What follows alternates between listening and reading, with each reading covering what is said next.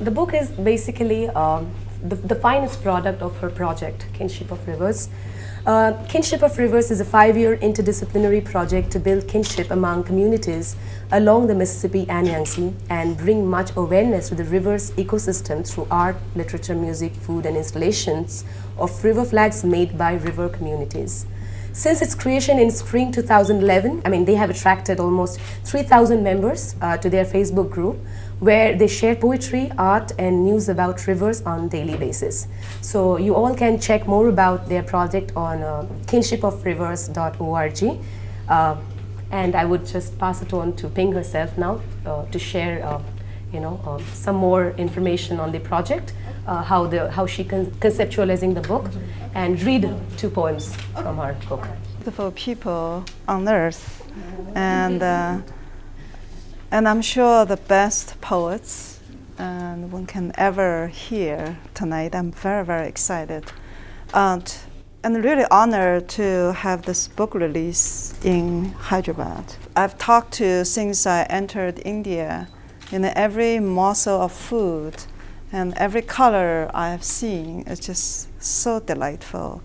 And I myself is a Buddhist, and especially Tibetan Buddhist, and I always, and it's a long story actually, how I became Buddhist, and if we have time I'll tell you. Yes. But, and this is like first time I understand the symbol of lotus, and I just see it everywhere.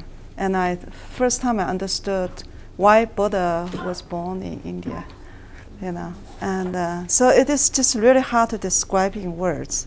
I can only just show how deeply moved I have been since I entered India. And it's going to have long waves, ripples effect after I go back to United States. And again, I was born, I'm just like so multi-racist and so multicultural. I was born in Shanghai, the mouth of Yangtze. Then I went to New York, and half of my life was spent in United States on the bank of the Mississippi. And I teach creative writing. I teach how to write poetry and fiction on the bank of the Mississippi in St. Paul, Minnesota, which is the headwaters of the 4th longest river. And the Yangtze is the 3rd longest river. And here I'm in India, and just came from the Ganges. And I just feel so privileged. And I started this Kinship of Rivers project exactly because I just feel like in my body runs so many rivers. The Yangtze, the Mississippi, the Minnesota River, the St. Croix River, and the Yangtze has so many branches, and I drink water from the river, and I teach rivers all the time. I take my classes to the rivers all the time. And I just thought, why not just name the spade, right? Call the spade a spade.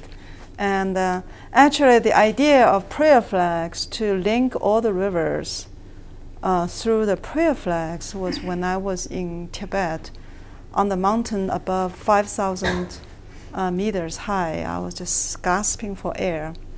And I was trying to hang a small flag, from Minnesota, just 5 artists. They want, and it's my idea to hang them among the prayer flags. And when the flags are alone by itself, they are nothing, just insignificant. But when I hang them with thousands of Tibetan prayer flags, and it just suddenly became something, just extremely beautiful and powerful. And I just had this revelation, yes, I'm going to do this river project, and I'm going to get people, thousands of people, to do prayer flags for rivers. And it's not just about my art, my words, my music, but it's about everyone's imagination, creativity, and their poetry, their sounds.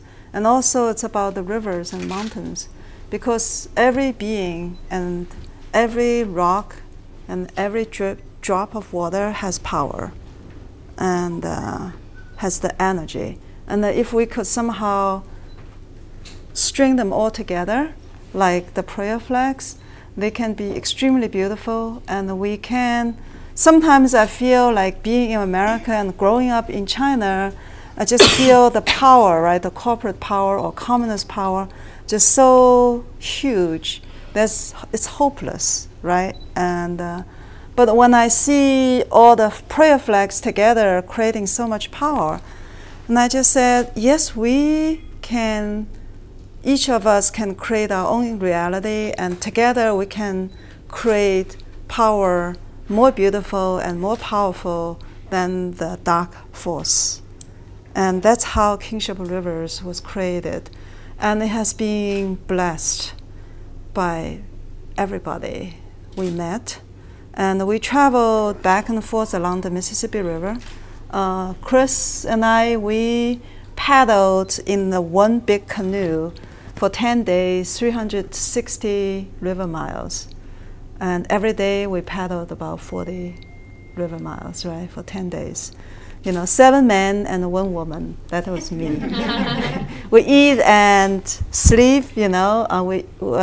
In the boat, we sleep on the sandbars, and we became a family. You paddled like in a wooden boat? Yeah, in the canoe. That's a Native American, yeah. And it's just really beautiful. No, we stop on the sandbars, on the bars, on the islands. That is, yeah, yeah. And yeah, it was just extremely, just like, I will never forget those 10 days. And so beautiful. Sounds fascinating. Yeah, and with Oliver, we ski down from the headwater in the below 25 Fahrenheit. You don't know how cold it is. Our hair just all icicles. His ringlets is all like icicles, just ice. Yeah, it's just all ice, you know, and it was so cold. But we skied down from the headwater of the Mississippi, and then we drove and paddled along the way, all the way to New Orleans. That's where Chris lives. And then last year we traveled the entire Yangtze River with 5 people, you know, hanging all the flags, you know. And when I started this Kinship Rivers project, the first thought is I would like to be blessed by Dalai Lama. And then I thought, you're crazy, Ping, you know, why would he just meet you and bless this project in his own person, right? But in March, it just happened. And His Holiness somehow heard my work. Right? I've been working on Tibet, you know, because I do believe my previous life I was a Tibetan, and also maybe an Indian girl, yeah. right?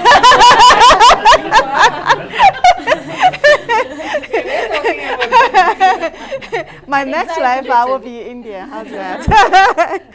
Too busy.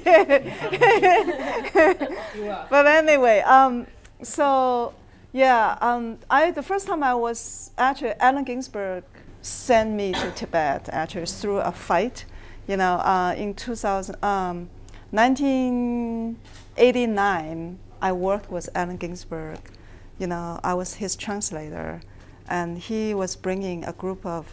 Do you know Allen Ginsberg, by the way? He's the author of How, you know, and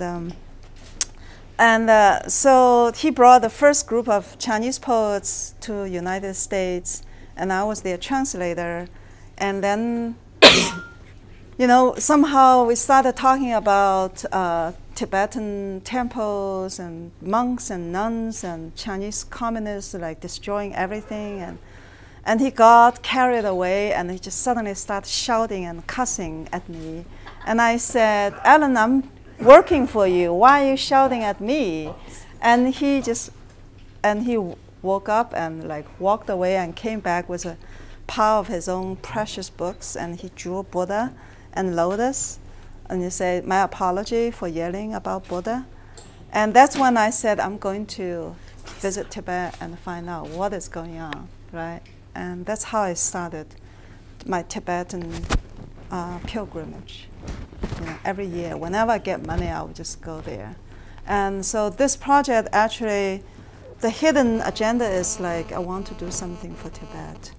And because in the end, last year I want to, we hang all the flags in Tibet and just let all the people's good wishes, 2,000 flags made by 2,000 people along all the rivers. That's a lot of work, and I have to buy the white fabric, cut them and dye them, hand dye them and iron them, and go to visit the different sites along the river and do the workshop, do festivals, and then iron them again and scan them and update them on the website. And these folks, I have a lot of helpers. So Kingship River is getting bigger and bigger, and we hope to bring this project to 7 longest rivers on Earth. So that is Amazon, the Nile, the Amazon, the Yangtze, Mississippi, Ganges, and other rivers, and hopefully all the rivers on Earth, because all the water is connected. We are all connected. Yes. Because we are water. Yes. So, and thank you so much for being here. Yeah. Thank you. Yeah, and I hope we brought some fabric, and I hope after the reading we have time for you to make some flags, and next year we're going to bring these flags to Mount Everest again from Nepal side, because the Chinese cops are too strict. They just arrest us, they just shoo us away, they don't allow us to hang the flags on the Mount Everest too long. Okay? And the Hakka are the people we call, the literal translation is the guests. And they are actually the descendants of Genghis Khan. Do you know the Mongolia? Yeah. Who conquered the entire, Europe and almost the whole world. So these are the Genghis Khan's descendants in South China, Canton. They were mining the rare earth metal, which provides all the batteries for all the iPhones and cameras, everything we use. Okay. A Hakka man farms rare earth in South China. First of all, it's not rare nor earth, as they call it. The metal lies under our feet, sparkling in the soil we farm. Red, green, yellow, blue, purple, sky of grass and buffaloes, patches of rice, bamboos, sweet yams. We came here as guests, Hakka, fleeing from angry lords. Year after year, we bent over the earth, feet and hands in the neon soil. Our sweat fertilized the fields, children, ancestors' graves. Our stove cooked the fragrance from the sun and moon. Now we dig, deep in the mud, our boots rotting in the rainbow sludge. Dig, and we dig. Hoes, pickaxes, guns, explosives, acid wash, 10 yuan a sack, this red dirt speckled with blue and yellow.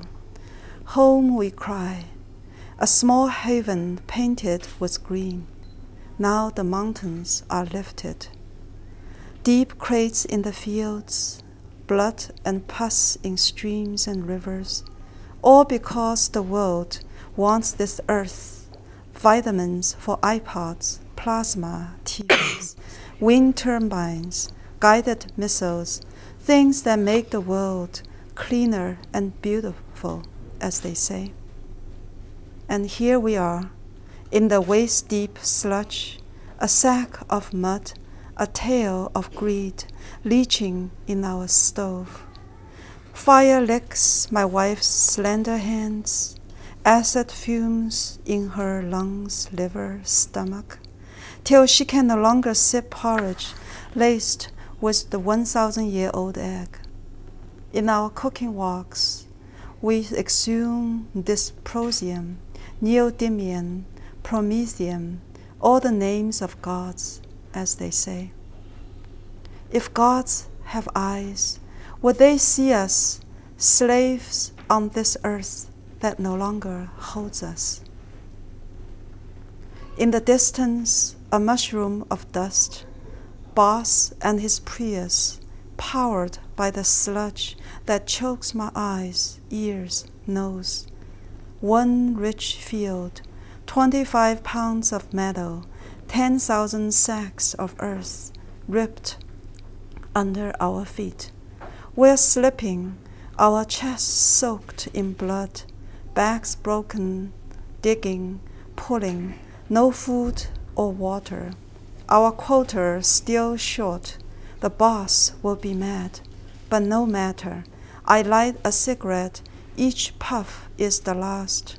Tomorrow is gone, like our village. Here and far away, where horses ran wild under the sky, where we, children of Chinggis Khan, return every night in our dream, which is gone too, they say. Mongolia, our origin, now a rare earth pit for the world. Oh, Haka, Haka, forever a guest wandering on this bare earth. I was going to read a sonnet, but I have to bring it out, and it's kind of late, so I'll read Dust Angel. Okay. This is dedicated for 25 million Chinese migrant workers who makes every product for the whole world. So when you see things made in China, those are they are touched by all the hands, by the peasants. And they leave their villages, they leave their parents, their children behind. They go to the coastal cities, and in the most primitive, like what's described in the first poem. And they can only work, they make the minimum wage, less than the minimum wage. This is within China, right? That's in China, The yeah. factories. Yeah, and the sweatshop, you know. And they often they just get injured and die in a few years. Okay, and a lot of jewelries you wear probably most likely were made in China, okay, by these workers. And I call it dust angels because of their, in a few years, their lung just hardened from silicone dust.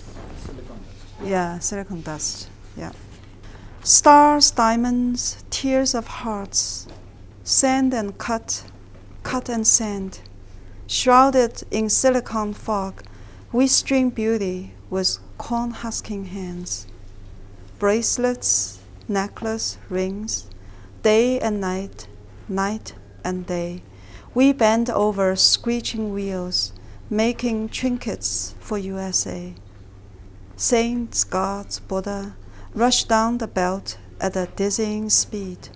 A quarter cent apiece, the price of our hands, a nation's pride, a civilization eating us alive. Opal, malachite, topaz, stones from deep in earth, sold cheap at Walmart.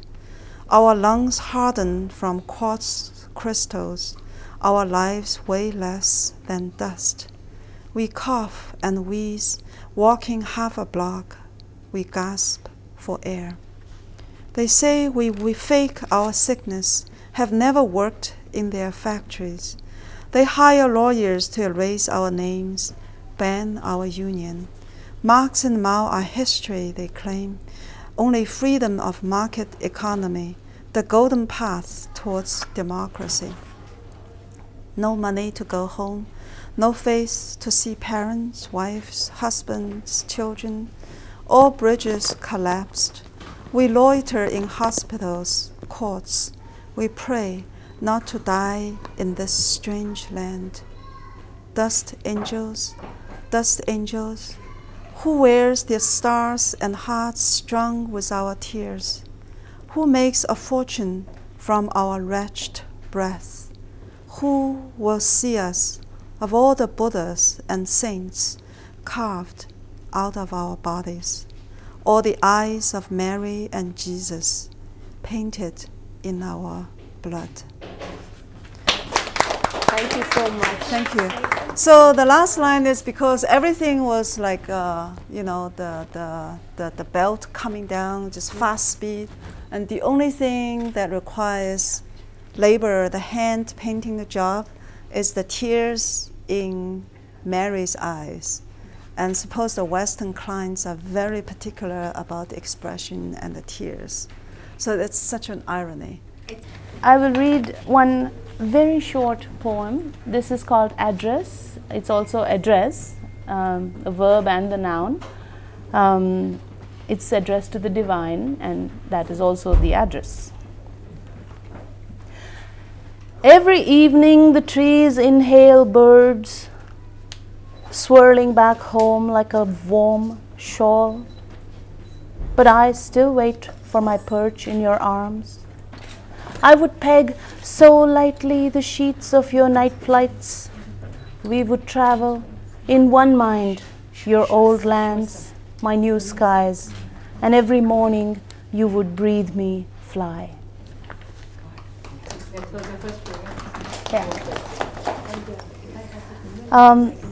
The next piece I'd like to read is actually from my translation of the Gita. This is from the part where Krishna begins to speak. He responds to Arjuna. It's from 2.11 for those who are familiar with the Gita, from the second chapter, 11th stanza onwards. Nice speech, Arjuna, but the truly wise know better than to be sad over life that's gone or not. Life and death pass. I was never not and never won't be. You too, and them.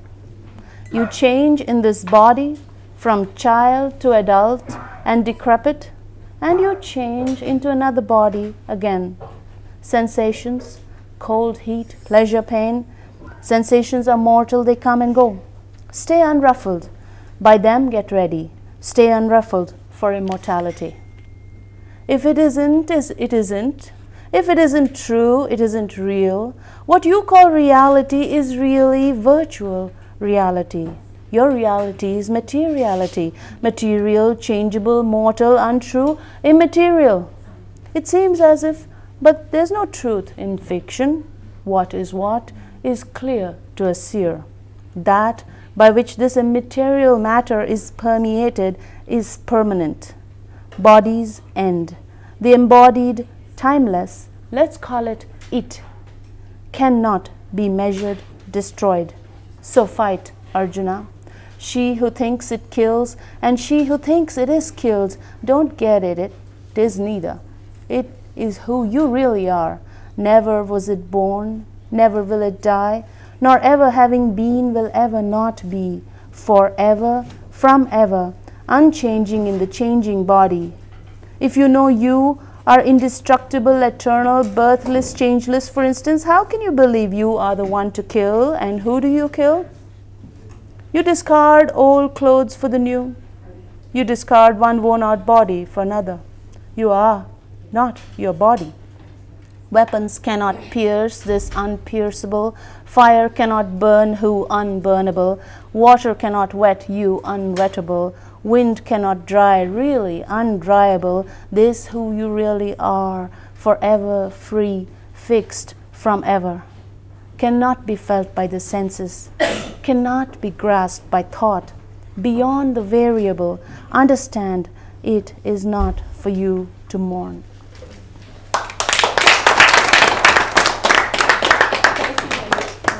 So this is a prose poem, and the transition to poetry happened rather radically and idiosyncratically for me. I moved from an erstwhile banker and I moved to poetry rather late in my life. And there was a lot of answering to be done to audiences that I was apparently writing for, and I was angry. It's a slightly angst-ridden poem addressed to audiences who I don't know who they were at the time when I was writing. This is called Dimensions of a Swimming Pool for Narcissus. You wait in a world of headless lament, inversely comparing audiences and people. Who needs them, I say? You make waivers for Death and his fiancée, measuring politics of grief and loss in buckets, creating gods and his minions. A pool for Sisyphus' son.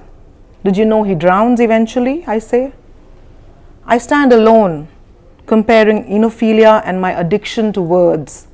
I count my children in reverse. I remember hysterical midnight scuffles, infinite sobs in between counting pages Pessoa may or may not have written. The book of disquiet, the weight of nothingness. All poetry is bricolage, you say. You're not Ashbury to carry the weight of your abstractions on your shoulder. You're a nobody. You're not Emily. What kind of poet are you? I'm a rhinoceros. And I'm also a nobody. I am convex, I say, curtaining the window. My poems have 2 doors and no exit. Every moment is always 2 moments, I say, measured in calipers. The width of the moment I hold on to, the breadth of the moment you let go. My poetry is the distance between these 2 moments, millimetered. However, the talk of my poetry is beyond the jurisdiction of your toolbox, because Narcissus swims in a different pool. Okay, so this one. Thank you. This poem is for my dad. I was reading Grey's Anatomy while most girls were reading Nancy Drew. He teaches anatomy. So my proximity with him is defined in bones. So this is for you, Dad. Polaroid picture of a face before rigor mortis sets in. This corpse is sculpted like Rudin hands, hands with history, bristling, barking fingers of caprice and tenderness. Now that is something Rilke would write. I write stuff, mostly abrupt prose in the guise of a poem, assemble word like morgue and metatarsal, hoping for a radical bonhomie of sorts. I grope the dead for nocturnal search engine optimized conversations, brazen but intimate, along the lines of arteries and veins, bleeding its bluest blue. I also write about the synovial joint and patella. These are the words I remember, among other words that are faint and feeble, calligraphed on a prescription letter. Cranium and mandible, pectorially girdled and insured. This is how I recognize bones from people, dads from doctors who show their daughters Polaroid picture of faces before rigor mortis sets in. Thank you. Okay, my poem is on poetry. Because this for me is really exciting, me being here amongst poets. Words strung on a carousel line, tickling the complacent brain, sounds echoing through the mind, colors, some timid, some profane. That smile in vacant solitude, or the chill down a lazy spine, all senses suddenly cued, random impulses freed by time. My lone heart beats as a crowd, as I go along for a stranger's drive. Common expressions written aloud are relished realities of being alive. These cranberry currents of feelings true are connections between me and you.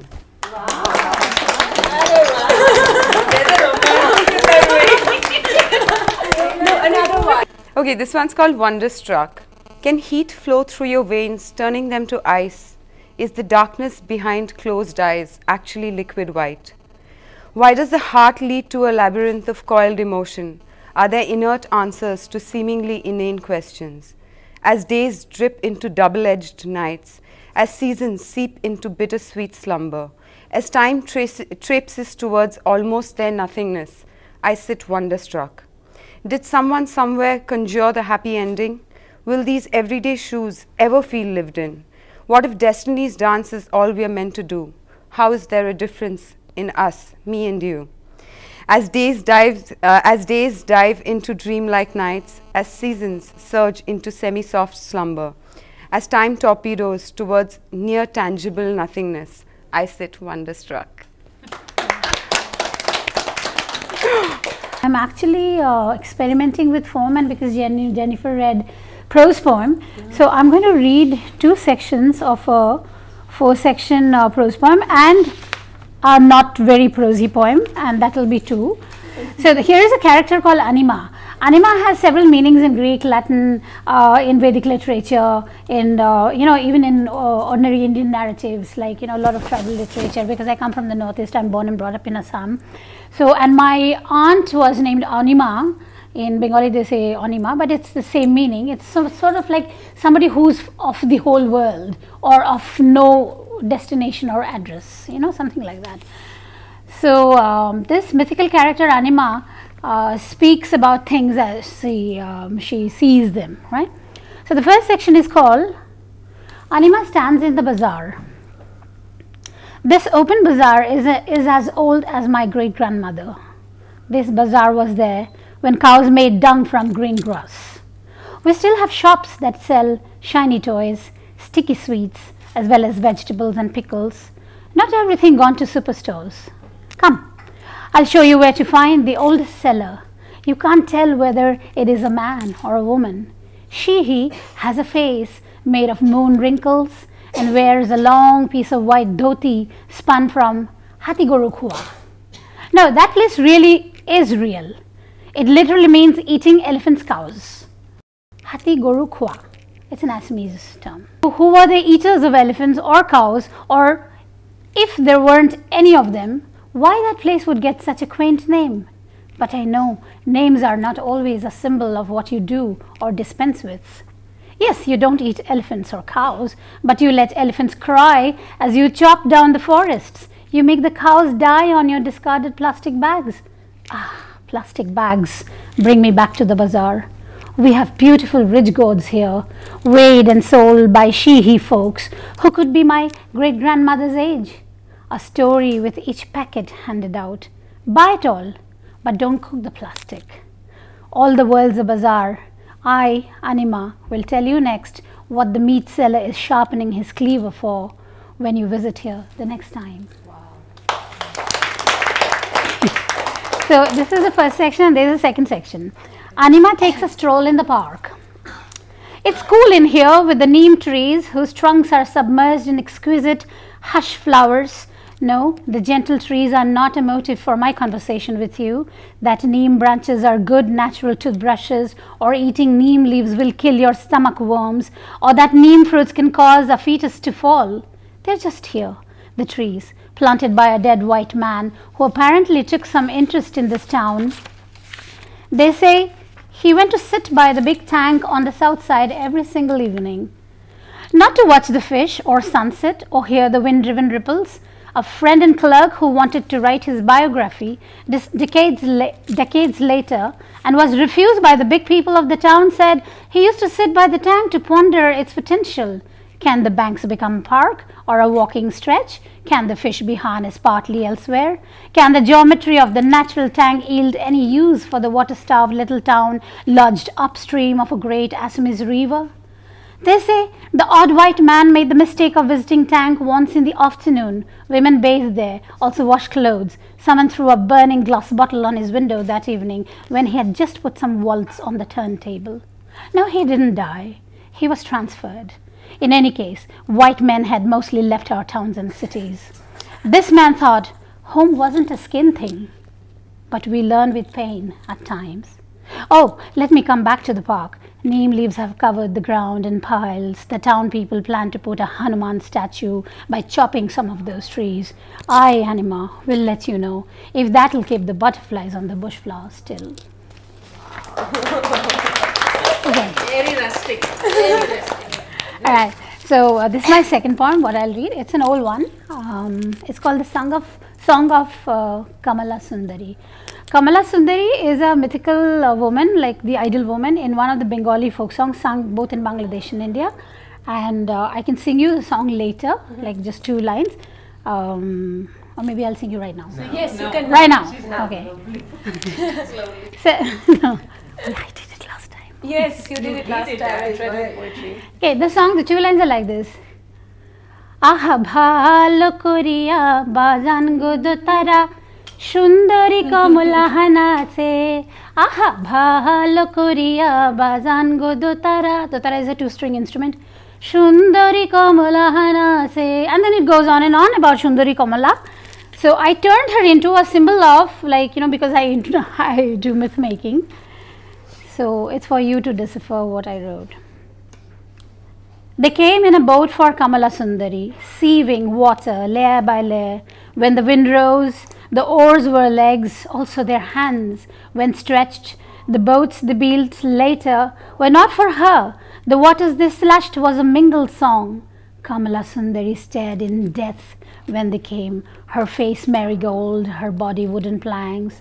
Badar Badar, Ghazi Ghazi, Badar Badar, Ghazi Ghazi.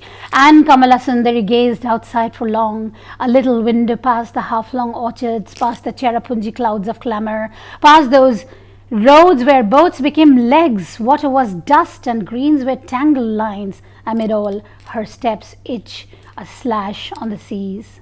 Legs that grew to be tall buildings, little buildings, concrete buildings, legs that became pillars, posts and pipes. Standing in an acid moon, they were shadows with legs that forgot to have their feet, toes that could wriggle out of mossy pools.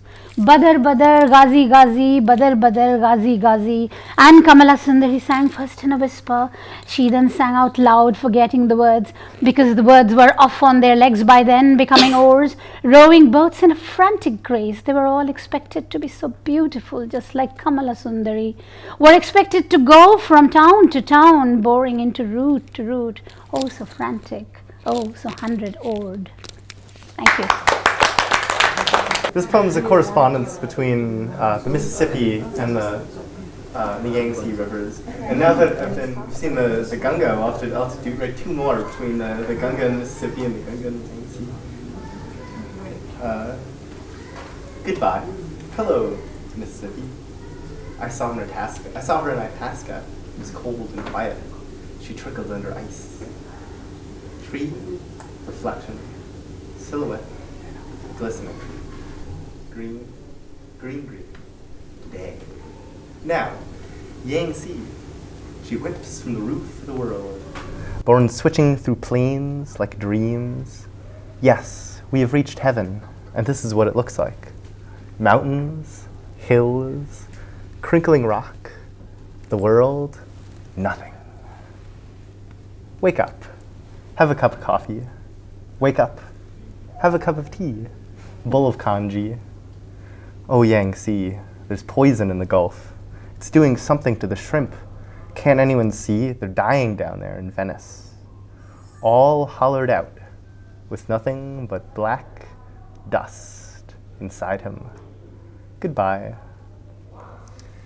The shore, the dark ocean, Mississippi, you wouldn't believe. We drag the net this way. Here I am. Bioluminescent bacteria ignites around our limbs and catches on the rope. The breaking waves glow white with it. So prepared to disappear in such beauty, we did not. The net is 30 feet long. When brought in, it has caught 25 pounds of food, wriggling there on the sand. The wives cooked it the next day, and it was delicious. Mississippi, you wouldn't believe. Tell me a story next time of your wanderings. Here's one. Michael Clark, who's paddled more miles up and down the Mississippi and Missouri rivers than anyone else alive, says tragedy is like tugboat wake. The waves are huge and they hit you very hard, one after another. As you paddle on through, the waves are just as rough, but there's more time between them. Take that home with you and keep it by your bed. Mount Chomalangwa. Here's my picture. Wait. The water. Heaven. In each stone a prayer, in every tree a wish, a leaf, a sutra, a breath. Every trickle of water leading to her source, leading to your source too, Mississippi. The flags and flags and flags and flags and flags, they join us all where each they meet. That's the connection. See you.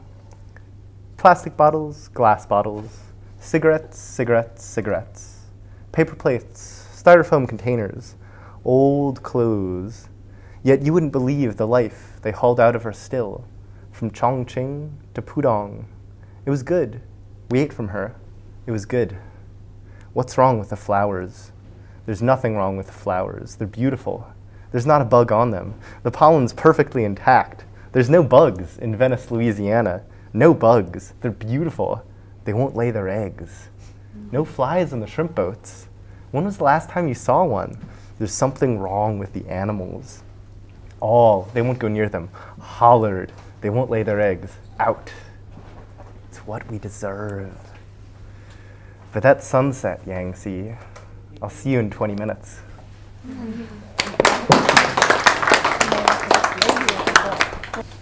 So this is a poem about the way that a Western mentality of kind of Christian morality can alter the land, and it can alter people. So it alters nature's behavior and nature's behavior. So nature, the environment, and nature, human beings. And so it takes place in a Catholic school classroom, and at the mouth of the Mississippi, where I'm from, in New Orleans.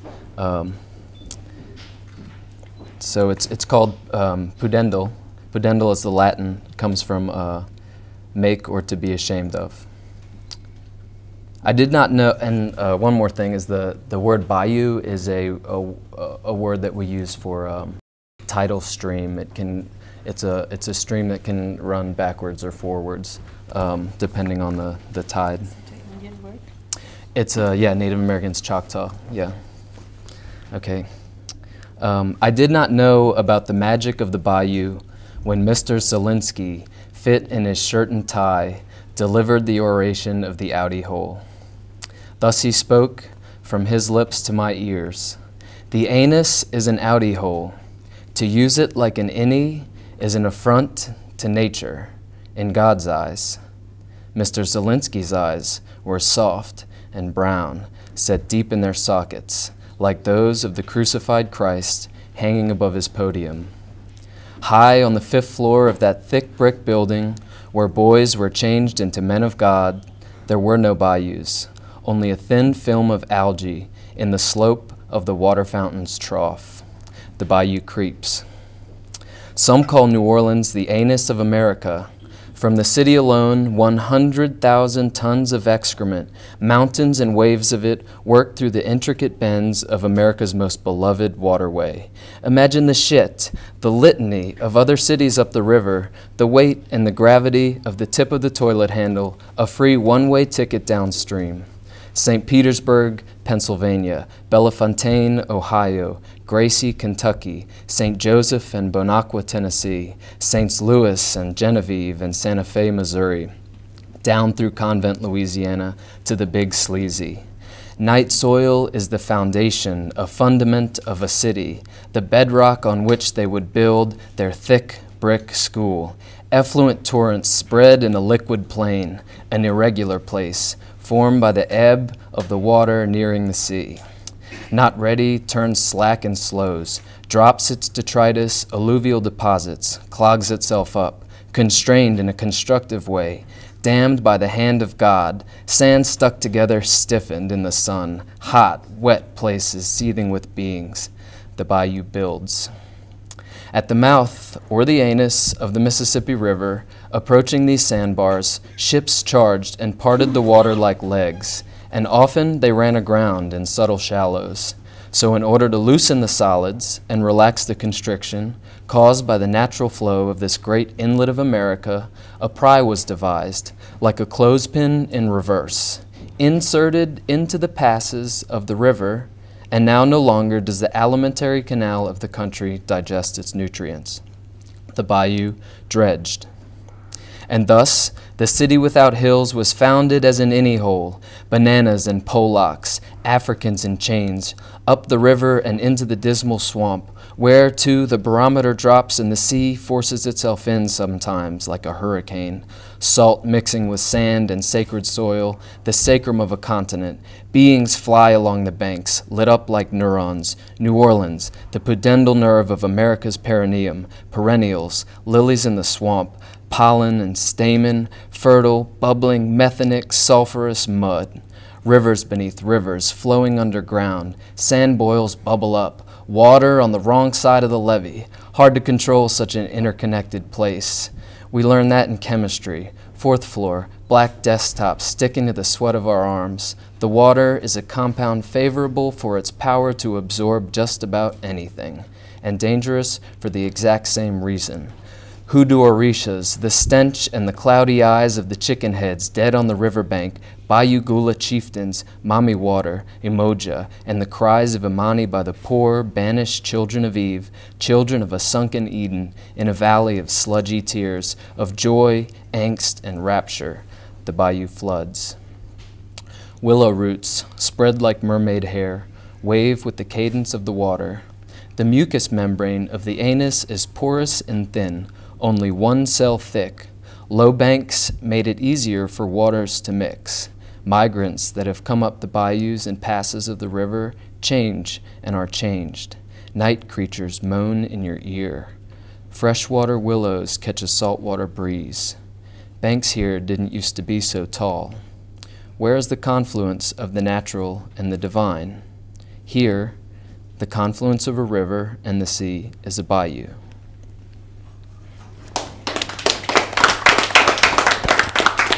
I'll read 2 poems. Rejoinder. On a late evening, a boy dressed in creased pajamas walks home with his mother. She weaves his frail hand into hers, and in a silence that can be heard, they stride under the dance of the moon.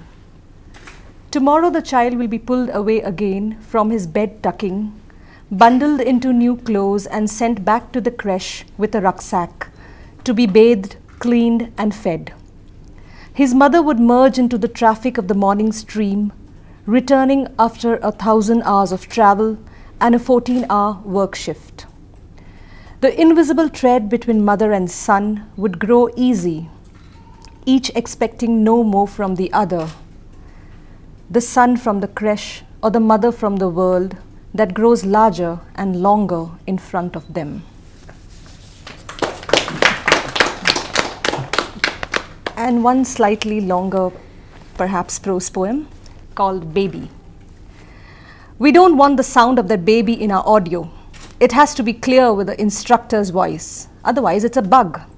Whose baby is it? The voiceover woman's? Didn't we tell you to hire a non-babied woman? Redo this, without the crying and the suckling. No, the expense is on you. You blundered, or just don't pay the woman. This is not a creche, daycare, or school. This is a corporation. Don't fuss about your maternity. What does it mean to be tired around the 8th month of pregnancy? Where's your woman's liberation these days? Equal pay for equal work. No, we can't grant that holiday. No, you don't deserve that promotion. You were not even working this year. You were on sick leave. That's not how our vision and mission functions. Shut up, that crying baby. We need a cute baby, a brand mascot, someone that can smile at the cameras. We are targeting new mothers with our new product. We want to keep them happy. Find me a smiling mother and a smiling baby. Put our product near them. This is how the banner will read in tomorrow's papers. We love new mothers. We are doing a research on what they want from their lives, motherhood, their babies. We spent a good many dollars on this survey. But please shut up that baby in the background. It's sheer noise. No one can work at this rate. We don't recruit women who are getting married. Soon they will want an unplanned interruption, then another. We only cover one-time maternity. Why do fathers need paternity leave? Do they get pregnant? Have you seen the population? But what about our consumer statistics? We need new babies to try out our rattles, medicines, insurance, clothing, Pampers. Babies are growing up fast these days. Wow. So the first poem I have chosen is Painting a River. This poem is about the river Godavari, which was actually flows from Maharashtra to Andhra. We had my schooling at that particular region, so I'll be talking about the poverty, prostitution, making wine, fish, crabs and other things which surround that particular region. So initially I'm trying to paint the river and it goes somewhere else. So here is the poem, Painting a River, which will be published in the Thumbprint magazine. I should fill this class with a river. This crisscross board has all the letters. Should find which key is for which finger. Half-chewed colors, red, white, banana green carpet, a pale brush. I should find the names of those colors, probably from someone who learns names of superfast expresses, or someone who labels flavors for juicy, oily sweets. Turmeric pastel, swimming stones, boats dipped in salty sand, ultramarine odor of fish, coconut leaf dolls, crab shells in coffee spoons, occasionally get captured in photo shoots. He used to sell cow milk, now packs his entire home in 2 baskets. She was made to welcome the traders, forced to respond in their language. The children to count the coins during the cockfight. Boiling water cooks narcotic sweat in the yellow mist. Floods with the power of ceasing power supply to get featured in photoshopic love. Pot water wet with clay, sugarcane trunks, bamboo flowers, sunset on the dust window, umbrella dock burning crops. When can a flamingo catch toys in the sand mine? This class is dropping the language of the unarchived poetry, listening to its own glass bangles echo at the sky. Godavari is old to notice them crossing, forgets its language to warn their shadows. Nervousness risen. Thank you. This is very good. Beautiful. Very nice. The other poem which I have chosen is Across a Palm Tree, which is just a description of palm tree, which will be published in Page and Spine. Across a palm tree. Those leaves have silver wings to insert our homes in. We paint the sand, the pot gets something to drink. The pastry they refrigerate, they don't like its black burning smell. Sugarcane tall spirals, baskets spicy corn soup. Sour sweet jaggery, grandmother stocks bitter dates. We fold the cushion dolls, blow for the Sunday meals. Nights are freaky with the elementary conversations. Thunder too warms their phrases. They talk of ghosts in rain, stretching their hands to stop the sky. Snow for fire wounds, lime juice in vinegar. Children for the maroon cottage. I wake in anesthetic wood. My ellipses, my italics, overheard somewhere from school books. Thank you. I brought 6 poems along and well, right now I'm confused which ones to present. I think I'll... Yeah, just 2 best, yeah. It's titled Cut Off. It begins with 2 lines from Shakespeare's King Lear. As flies to wanton boys, so are we to the gods. They kill us for their sport. I often lost his voice on the phone. Bad network. Disconnect, redial, dialing. How do you even know if I die? He used to jest. I'd reply with silence. It silenced him for the moment. Did the gods like his joke a tad too much? We hanker to buy with bleeding bits of the heart the cologne of love. Sometimes so costly it leaves you with no heart at all. Just a bloody pulsating void, like the bloody silence at his end when I said I love you. And then, finally, I love you 2, 3, 4, 5. He loved his bike. Faster, faster, death cheered him on. School kids race in the rain, splashing mud on me. As the boat gently bobbed away from the shore, little did I know it had no oars. They laid him to sleep and threw earth over his dreams. My cat gave birth to 3 kittens that day. Dust to dust returneth, I to him. Dial, dialing, beep, beep, beep. Redial, switched off, cannot be reached, out of coverage area, does not exist. So it's titled Twilight at Maula Ali. Buttery, mellow evenings slathered across the city, enfolded in enigma hundreds of feet below. Tranquility tossed with windswept dreams against a preening sky that slowly dabs her cheeks with hues of pink and mauve, checking herself out in smoky lakes underneath, like a coy girl setting out on a first date. The azan glides out from minarets far and near, rending the stillness, rippling in the soul, divinity dripping through the dusk. And now the city lights up, hopes flickering to life one after the other. Thousands of concrete lives sprawled out beneath us, like earthen lamps set afloat on a swathi river. Street lights and headlights, neon billboards and lampposts, suspended afar in the velvety darkness. Disembodied voices from the past, singing silences of yesteryear. Pyar, ishq, mohabbat. Fireworks burst upon the firmament in colorful melancholy. Love works in ways you cannot fathom. Ruh, ashq, maut. How would it be to float off this edge to the lights that beckon below, like a feather waltzing in the breeze, a petal swirling down a stream? Love is not for the weak-hearted. Tender is the night, she yields no answers. Thank you. I have 2 small poems. I went to the city of Brighton in the UK 4 years back. That inspired me to write this.